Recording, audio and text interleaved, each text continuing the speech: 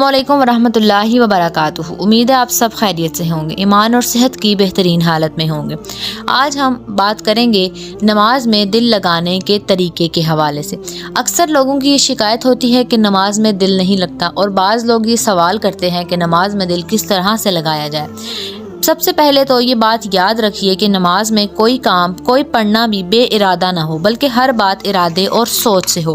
مثلاً اللہ اکبر کہہ کر جب کھڑی ہوں تو لفظ پر یوں سوچو کہ اب میں نے سبحانک اللہم پڑھنا ہے، پھر سوچو کہ اب وبحمدک کہہ رہی ہوں، پھر دھیان کرو کہ اب وتبارک اسمک منہ سے نکل رہا ہے۔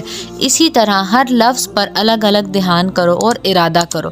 پھر جب سورت پڑھو اسی طرح اس کو بھی دھیان سے پڑھو، اور اس کے ساتھ ساتھ ترجمہ بھی یاد رکھو، اپنے ذہن میں رکھو، کیونکہ جب ترجمہ بھی ساتھ ساتھ یاد ہوگا، ذہن میں آئے گا، تو مزید نماز پڑھنے کا مزہ بھی آئے گا اور نماز میں دل بھی لگے گا، یوں لگے گا جس طرح ہم اپنے اللہ عز و جل سے باتیں کر رہے ہوں۔ اور اسی طرح جب رکوع میں جاؤ تو ہر دفعہ سبحان ربی العظیم کو سوچ سوچ کر کہو، غرض منہ سے جو بھی نکالو دھیان بھی ادھر رکھو۔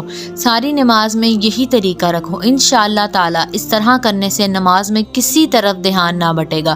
پھر تھوڑے ہی دنوں میں آسانی سے نماز میں دل بھی لگنے لگے گا اور نماز پڑھنے کا مزہ بھی آئے گا۔